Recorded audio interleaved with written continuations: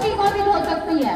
पुरुषों, ये बात अच्छे से याद रख लेना। तो आपको क्या बच्चा पैदा करने की मशीन समझा जाना है और जिंदगी भर बच्चे पैदा करने में रह जाओगे, जिंदगी भर बच्चों की लैट्रिन धुलने में, रसोई में, खाना बनाने में रह जाओगे, आपका अपना कुछ नहीं होगा। किसी के पेट से पाप पैदा हुआ, किसी के पेट से सांप पैदा हुआ, किसी के पेट से पाप पैदा हुआ, किसी के पेट से सांप पैदा हुआ। इस भीमा बाई ही ऐसी माँ थी यारो, जिसके पेट से बाप का भी बाप डॉक्टर भीमराव अम्बेडकर पैदा हुआ। जय भीम, जय भीम, जय भीम। सबसे पहले माता रमाबाई के जन्म दिवस के मौके पर आप सभी यहाँ एकत्रित हुए, उसके लिए अब आपका तहे दिल से शुक्रिया। और मैं साथ ही धन्यवाद देना चाहती हूँ गर्जगढ़ टीम का, जिन्होंने ये प्रोग्राम ऑर्गेनाइज किया, महिलाओं को यहाँ पर एकत्रित किया। तो उसके लिए जो हमारी महिला टीम है वो साधुवाद की पात्र है। तो एक बार उन सभी के लिए जोरदार तालियां हो जाएं।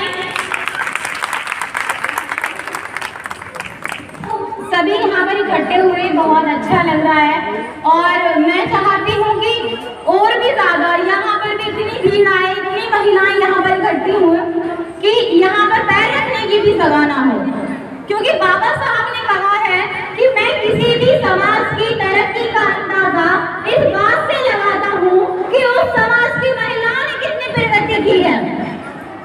सही बात है, क्योंकि देखो अगर एक महिला गुलाम है, अगर एक महिला गुलाम होती है तो परिवार गुलाम होता है, परिवार गुलाम होता है तो समाज गुलाम होता है, और समाज गुलाम होता है तो देश गुलाम होता है। लेकिन अगर एक महिला है, अच्छा ठीक है, अगर एक महिला पढ़ी लिखी है, जागरूक है, तो एक महिला है, अगर एक महिला समझदार है, महिला आजाद है, तो उसका पूरा परिवार आजाद होगा, परिवार आजाद होगा तो समाज आजाद होगा, समाज आजाद होगा तो देश आजाद होगा। तो जो हमारे घर की महिलाएं हैं, हमें उनको अपने साथ लाना है, हमें उन्हें प्रोग्राम में लाना है, कैडेट्स में लाना है। एक जिम्मेदार पुरुष होने के नाते उनकी भी जिम्मेदारी बनती है कि वो अपने घर की महिलाओं को, चाहे वो उनकी बहन हो, बेटी हो, उनकी माँ हो, उन्हें इस तरीके के प्रोग्राम में लाए। क्योंकि अगर आप अम्बेडकरवादी हैं और आप अपने घर की महिलाओं को यहाँ नहीं लाते हैं तो आपके अम्बेडकरवादी होने का कोई मतलब नहीं रह जाता। लेकिन हमें खुशी है कि आज इस प्रोग्राम में हम पुरुषों से ज्यादा महिलाओं को देख रहे हैं। तो माता रमाबाई की अगर हम बात करें तो महिलाओं ने हमेशा त्याग दिया है, हमेशा संघर्ष किया है इस देश को आगे बढ़ाने के लिए। इस देश की मैं यूँ कहूँगी, इस देश में महिलाएं लगभग 50% है।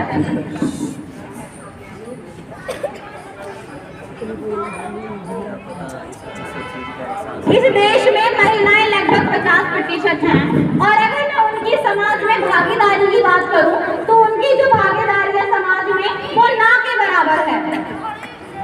तो इसलिए हमें महिलाओं को जागरूक करना है। झलकारी बाई को पढ़िए, माता सावित्री बाई को पढ़िए, तो आप उनको पढ़ेंगे, आपके अंदर एक एनर्जी आएगी, मोटिवेशन आएगा और आप समाज में भी अपना योगदान देंगी।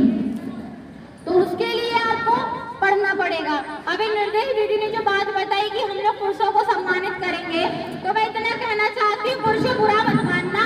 आपने तो हमेशा से महिलाओं को मैं यूँ कहूँगी शुद्ध तो आजाद हो गए, शुद्ध आजाद हो गए, लेकिन वही शुद्ध अपनी बहन बेटियों को आजाद नहीं करा पाए हैं, आजादी नहीं दे रहे हैं।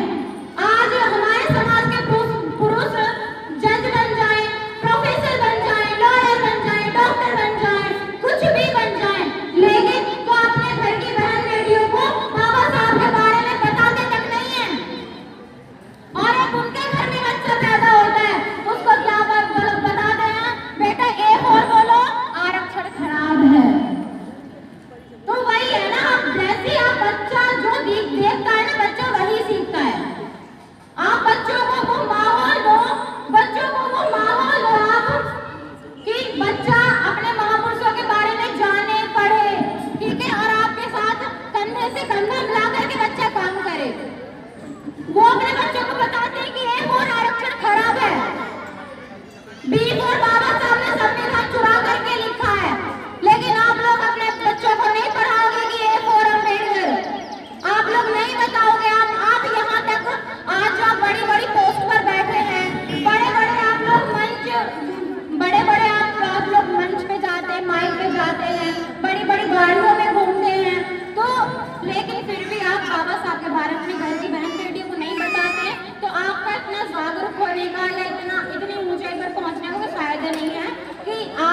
अपने घर की बहन बेटियों को रसोई तक सीमित रखा हुआ है।